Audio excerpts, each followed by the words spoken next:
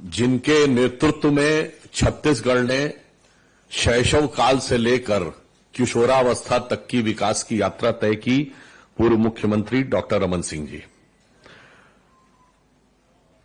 संसदीय कार्य मंत्री आदरणीय श्री केदार कश्यप जी, संयोजक पत्रकार दीर्घा समिति आदरणीय श्री कृष्णदास जी, सचिव विधानसभा श्री दिनेश शर्मा जी और इस सभागार में उपस्थित सभी सम्मानित पत्रकार बंधुओं और बहनों, आज हम सब जब इस विषय पर विचार करने के लिए एकत्र हुए हैं और ये छत्तीसगढ़ विधानसभा का रजत जयंती वर्ष है और उसी के साथ साथ हम श्यामा प्रसाद मुखर्जी सभागार में हैं और कल श्यामा प्रसाद मुखर्जी जी का भी 125वीं जन्म जयंती है, जो कि स्वतंत्र भारत में के प्रथम बलिदानी थे जिन्होंने राष्ट्र की एकता और एकात्मता को लेकर राजनीतिक बलिदान दिया।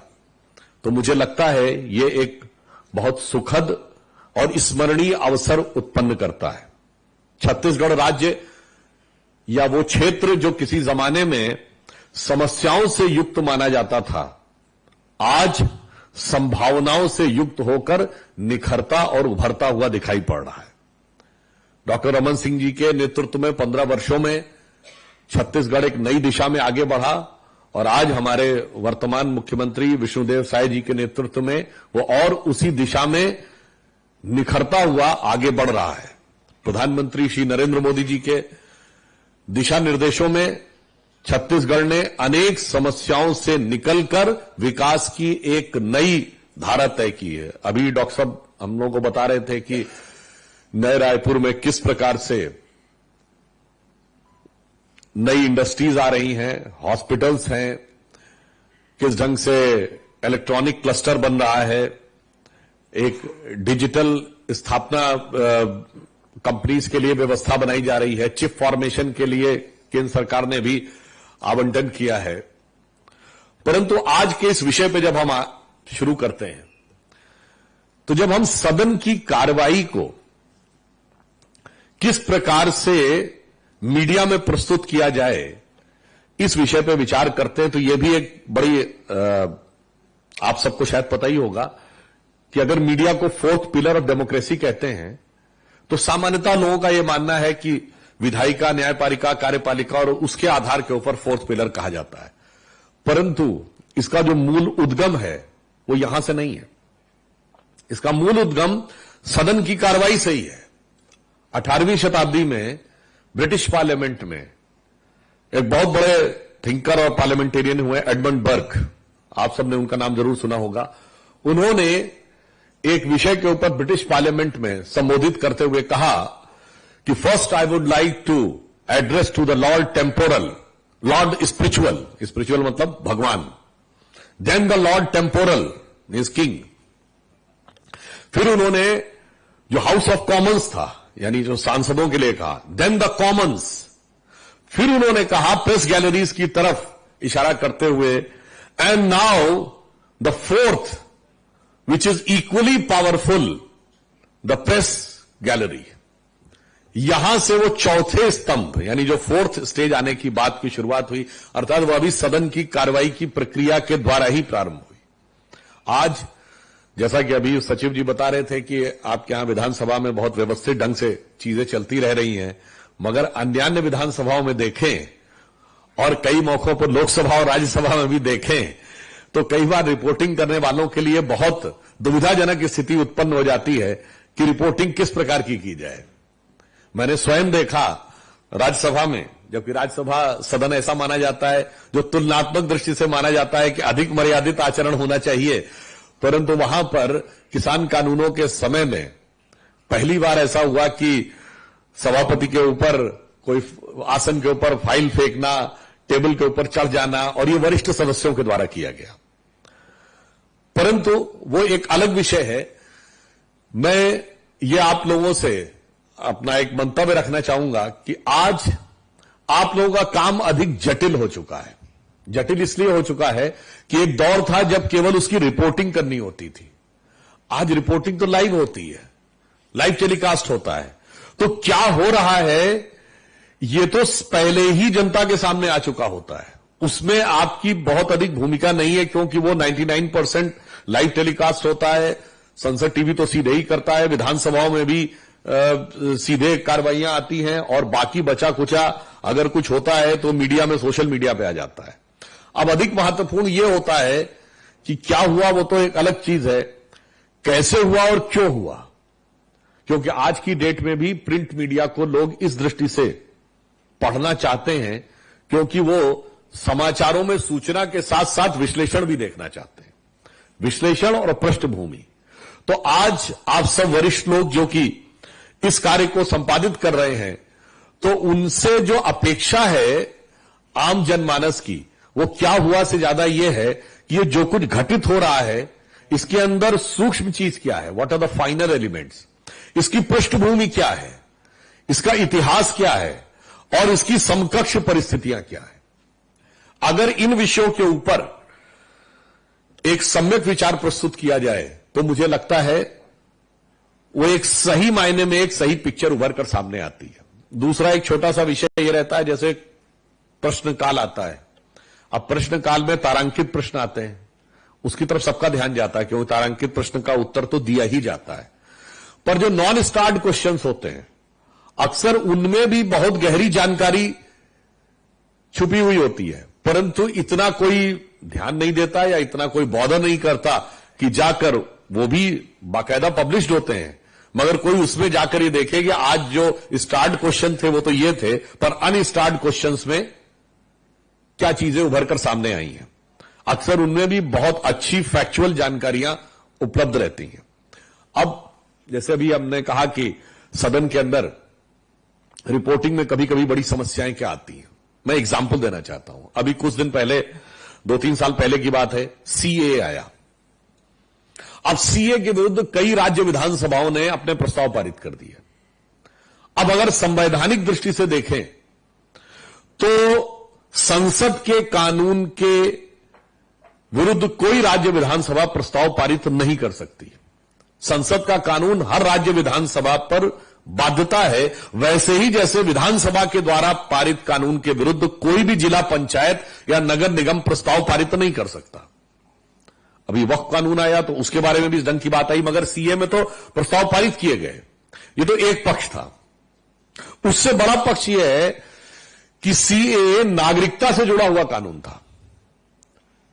जैसे वक्फ के बारे में कोई कह सकता है जमीन से जुड़ा कानून है, कॉन्करेंट लिस्ट में है, समवर्ती सूची का विषय है, तो इस पर राज्य भी कुछ बोल सकता है और केंद्र भी बोल सकते हैं। मगर नागरिकता तो 100% राज्य का ही विषय है ही नहीं, वो 100% केंद्र का विषय है।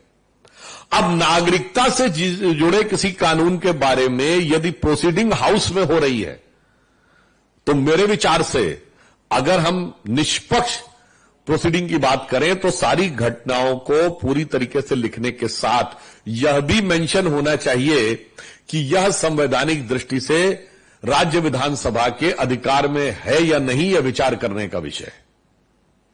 वो ठीक है कि वो एक कानूनी पक्ष में जाएगा या नहीं, अथवा कम से कम इतना भी ऑब्जेक्टिवली कहा जा सकता था कि साहब नागरिकता को लेकर पहली बार किसी राज्य विधानसभा ने कोई प्रस्ताव पारित करने का प्रयास किया है।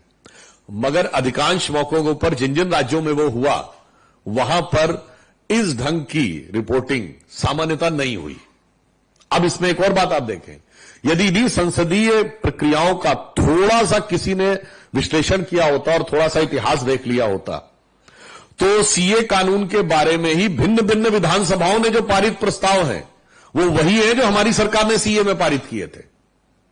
उदाहरण के लिए अगर किसी को ध्यान हो तो शायद ये जुलाई 2014 की बात है, आसाम ने न सिर्फ हाई कोर्ट में एफिडेविट दिया है आसाम की सरकार ने, उस समय कांग्रेस की सरकार थी आसाम में, बल्कि कैबिनेट ने प्रस्ताव भी पारित किया है और उसमें बहुत साफ साफ शब्दों में लिखा है कि बांग्लादेश से आने वाली जो वहां की माइनॉरिटीज हैं उनको हर हाल में यहां नागरिकता देनी चाहिए। और इसके लिए उन्होंने प्रधानमंत्री मोदी जी को, उस समय तक मोदी जी प्रधानमंत्री बन गए थे, उनको कुछ ही महीने हुए थे प्रधानमंत्री बने हुए, असम विधानसभा ने बाकायदा लिख के दिया।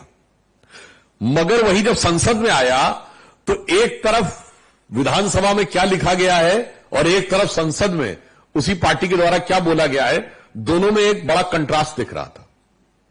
दूसरा उदाहरण आप इसी से जुड़ा हुआ समझ सकते हैं कि सीए को लेकर सदन के अंदर की कार्रवाई में डॉक्टर मनमोहन सिंह ने बतौर नेता प्रतिपक्ष राज्यसभा, जब आडवाणी जी होम मिनिस्टर थे, तो उन्होंने इसके बारे में वक्तव्य दिया है और जो ठीक वही है जो कि हमारी सरकार ने किया।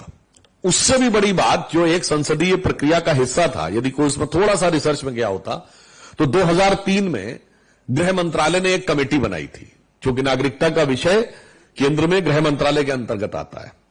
उस कमेटी में जो लोग थे वो कौन कौन थे? श्री लालू प्रसाद यादव, ये जनेश्वर मिश्रा जी, आपके कपिल सिब्बल, अंबिका सोनी जी, यानी तमाम विपक्ष के बड़े बड़े लोग। प्रणब मुखर्जी जी शायद उसके अध्यक्ष थे। और उसने क्या रिकमेंडेशन किया कि पाकिस्तान और बांग्लादेश में जिन लोगों के साथ रिलीजियस परसिक्यूशन हो रहा है, उनकी माइनॉरिटीज को हमें नागरिकता देनी है। ये तो एक पक्ष है। और उसी में शायद पॉइंट नंबर 8 या 9 है, आप जाकर उस प्रोसीडिंग ऑफ द हाउस को या उस कमेटी की रिपोर्ट 2003 की होम मिनिस्ट्री की रिपोर्ट है, इस कमेटी की आप निकाल सकते हैं। आगे जानते हैं स्पष्ट क्या लिखा है। और इस प्रक्रिया के द्वारा जो वहां मेजॉरिटी कम्युनिटी के लोग हैं उन्हें नहीं देनी है, यानी इतना स्पष्ट लिखा हुआ है। सीए में तो सिर्फ यह लिखा है कि अमुक अमुक को देना है, आप उसमें से एक इंटरप्रिटेशन निकाल रहे हैं कि इसको नहीं देना है मतलब हुआ, मगर वहां तो साफ साफ लिखा हुआ है कि इनको देना है और इनको नहीं देना है। परंतु उसके बाद भी, तो अब अगर आप देखें तो किसी ने थोड़ी सी रिसर्च अगर की हो तो उसे दिखाई पड़ेगा कि प्रोसीडिंग ऑफ द हाउस में एट प्रेजेंट ये बोला जा रहा है उन्हीं मेंबर्स के द्वारा, जिसमें कपिल सिब्बल जी, अंबिका सोनी जी, ये सब लोग तो इस समय भी मेंबर थे, अब जिस समय सीए का विरोध हो रहा था, और यही मेंबर बोल तो आज ये रहे हैं, मगर प्रोसीडिंग ऑफ द हाउस में सिग्नेचर कुछ और करके रखा हुआ है कुछ साल पहले। अब अगर ये दोनों चीजें सामने आती हैं तो मुझे लगता है कि जिसे कहते हैं कि एक objective representation of the fact होता है, एक वस्तुनिष्ठ प्रस्तुतिकरण साक्ष्यों का होता है। इसके बाद उसके अंदर एक अलग प्रकार की गरिमा आती है और एक अलग प्रकार की बहस की शुरुआत होती है। फिर मैं दूसरा उदाहरण आपको देना चाहता हूं। कभी कभी ऐसी विचित्र परिस्थितियां भी आई हैं विधानसभाओं में जिसमें मुझे लगता है किसी को समझ ही में नहीं आएगा कि इसकी रिपोर्टिंग कैसे की जाए। मैं उदाहरण देना चाहता हूं। 22 अक्टूबर 1997 उत्तर प्रदेश की विधानसभा, उस समय भाजपा और बहुजन समाज पार्टी के बीच में 6-6 महीने का कोलिशन हुआ। पहले मायावती जी मुख्यमंत्री रही, जब उनका टर्न आया तो उन्होंने समर्थन विड्रॉ कर लिया और सदन के पटल के ऊपर बहुमत भाजपा ने सिद्ध कर दिया। परंतु उसके बावजूद जब विपक्ष के लोग गए तो तत्कालीन राज्यपाल ने सरकार को बर्खास्त कर दिया। अब उसके अगेंस्ट सारे विधायक जाकर राष्ट्रपति भवन में वो किए, वो तो एक अलग बात है, मगर सदन की कार्रवाई के दौरान किसको बहुमत मिला किसको बहुमत नहीं मिला, यह तय करने का अधिकार किसको है? विधानसभा अध्यक्ष को। यह राज्यपाल का अधिकार है ही नहीं। अगर राज्यपाल को लगता है कि किसी के पास बहुमत है या नहीं, तो वो अधिकतम विधानसभा को सत्र बुलाकर बहुमत साबित करने के लिए कह सकते हैं, इसके अतिरिक्त नहीं कह सकते। अब अगर उस समय इसका विश्लेषण, जो रिपोर्टिंग है, वो की जाती इस रूप में, तो राज्यपाल पर बहुत सारे प्रश्न अपने आप खड़े हो जाते। यद्यपि इसमें एक और भी फैक्ट है कि जो 1994 का एसआर बोम्मई केस का जजमेंट है, जो कर्नाटक विधानसभा के संदर्भ में हुआ था, उसमें बहुत स्पष्ट रूप से सर्वोच्च न्यायालय ने लिखा है कि सदन में किसका बहुमत है अथवा नहीं है, यह किसी भी व्यक्ति की निजी राय का